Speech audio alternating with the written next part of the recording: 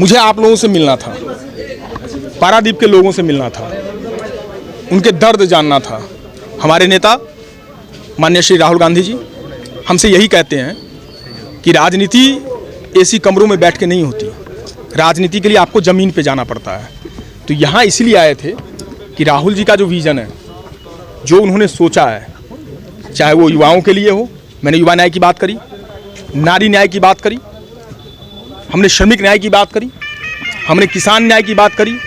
आप सोचो, ये भारत देश है, हम तो शुरुआत से कहते आए हैं कि कृषि प्रधान देश है हमारा, एग्रीकल्चर बेस्ड सारी चीज़ें हमारे यहाँ। और उस देश के अंदर देश के किसानों से कहा जाता है कि दिल्ली नहीं आ सकते, कीलें गाड़ी जाती हैं उनके लिए। उनको मैं गया था, उस दर्द को मैंने झेला है, कीलें गाड़ी जाती है। आप बताओ, किसान देशद्रोही है, आतंकवादी है, कीलें गाड़ोगे उनके लिए? इनके मंत्री का बेटा किसान के ऊपर कार चढ़ाता है। दुर्भाग्य देखो, मातृशक्ति की बात लो, अभी तो मैं प्रज्वल रेवन्ना की बात कर रहा था, थोड़े पीछे जाते हैं। मैं दिल्ली में था, मैंने उस दर्द को देखा है, चाहे वो मेरी बहन विनेश हो, चाहे वो साक्षी मल्लिक हो। देश के लिए जिसने मेडल लाए उसको सड़कों पे घसीटा गया। इस देश की, इस अमित शाह जी की पुलिस ने सड़कों पे घसीटा। अरे अमित शाह जी, आपसे मैं पूछूं, माननीय गृह मंत्री जी, आपका बेटा LBW का फुल फॉर्म नहीं जानता हो तो BCCI का सेक्रेटरी, और जो मेडल लेके आती है उसको सड़कों पे घसीटा जाएगा। तो लड़ाई, और देखिए दुर्भाग्य, जिस व्यक्ति पर आरोप है, एक के बेटे पे आरोप है, वो भी, उसको भी टिकट दिया इन्होंने, अजय टेनी जी। दूसरे बृजभूषण शरण सिंह, मैं इसलिए इस बात को दोहरा दूं, बृजभूषण शरण सिंह के बेटे को टिकट दिया। तो ये तो मुंह पे तमाचा है ना, मातृशक्तियों के हो या किसानों के हो। विकास मैं उसी पे आ रहा हूं। कौन सा विकास? विकास तो हो रहा है। किसी ने मेरे से कहा कि इस देश में एक उद्योगपति है, वो दूसरे नंबर पर हो गए दुनिया में, आपको क्यों तकलीफ होती है? तकलीफ नहीं है मुझे, और तकलीफ होनी भी नहीं चाहिए, पहले नंबर पे हो जाए वो, क्योंकि मोदी जी के मित्र हैं, हो जाए, कोई दिक्कत नहीं है। लेकिन तकलीफ तब होती है कि हर घंटे, मैं ऑन रिकॉर्ड बोल रहा हूं, हर घंटे इस देश में एक बेरोजगार सुसाइड करता है, आत्महत्या करता है। तकलीफ तब होती है। हर 2 घंटे में एक माँ बहन के साथ अत्याचार होता है। तकलीफ तब होती है मोदी जी। तकलीफ तब होती है जब हर 2 घंटे में एक किसान आत्महत्या कर रहा होता है, फंदे में झूल रहा होता है। तकलीफ तब होती है। तकलीफ तब भी होती है कि उड़ीसा की, अगर मैं उड़ीसा में खड़ा हूं, उड़ीसा की बात करूं, तो हर 4 घंटे में एक महिला का उत्पीड़न होता है। तो तकलीफ तो होगी ना। हम इस देश के हैं, ये देश हमारा है। हम कंधे पे झोला लेके जाने वाले नहीं हैं। अंग्रेजों से आज़ादी दिलवाई थी। आज जो लोग इस देश को का दोहन कर रहे हैं, शोषण कर रहे हैं, या मैंने कहा ना उड़ीसा की बात, आप बताओ ना।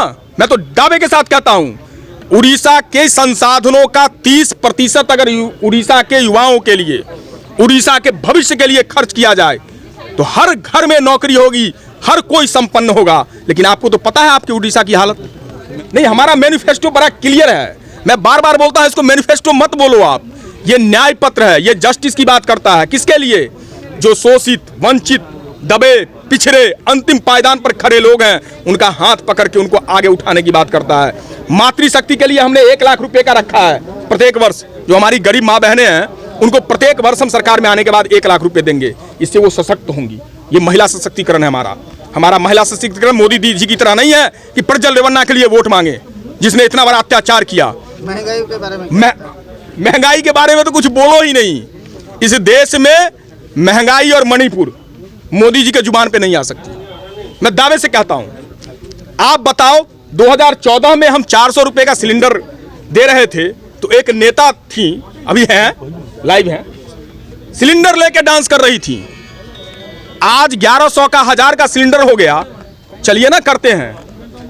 देश की सुरक्षा पर भी एक बार बात कर लूं। गलवान के अंदर, और मैं नहीं कह रहा हूं, देश का टॉप क्लास साइंटिस्ट, आपने 3 इडियट मूवी अगर देखी हो आप में से किसी ने, उनके ही ऊपर वो मूवी बनी थी। वो आकर के कह रहे हैं, अनशन पर बैठे हैं कि लद्दाख में चाइना अतिक्रमण कर रहा है, और देश के प्रधानमंत्री जी सोए हुए हैं। देश के रक्षा मंत्री जी जवाब देने को तैयार नहीं है। तो पूछना पड़ेगा ना। नहीं पूछें या इंतजार करें कि देश के विदेश मंत्री आगे कहते हैं कि चाइना की इकोनॉमी हमसे बड़ी है इसलिए लड़ नहीं सकते। ये होना चाहिए क्या? मैं आपके माध्यम से अपने युवा साथियों से पूछता हूं, ये देश आपका, आपके पुरखों ने इस देश को बनाया है, और इस देश को आगे भी बना करके रखना आपकी जिम्मेदारी है, नैतिक भी और हर स्तर की, सामाजिक भी। हम बात अपने मैनिफेस्टो में यही कर रहे हैं, हर तरह के न्याय, युवा न्याय, नारी न्याय, श्रमिक न्याय, किसान न्याय, और जिसकी जितनी हिस्सेदारी भागीदारी उसकी उतनी हिस्सेदारी, उसमें हम हद तक जाएंगे, उनके लिए हद तक काम करेंगे।